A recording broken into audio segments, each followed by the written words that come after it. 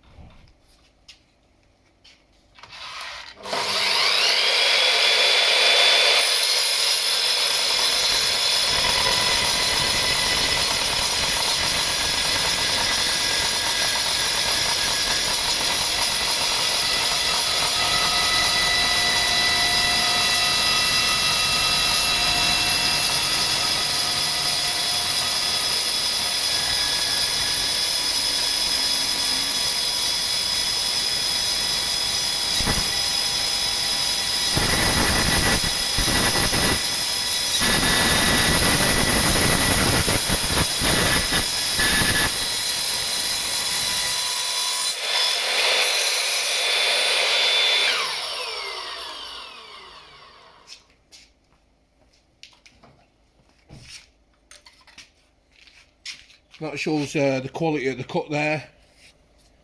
What's important is you manage this feed rate. Don't push in too hard, otherwise you're going to lose teeth and put a lot of strain in your machine. But pretty amazing blade, highly recommended. This is going to save us loads of time.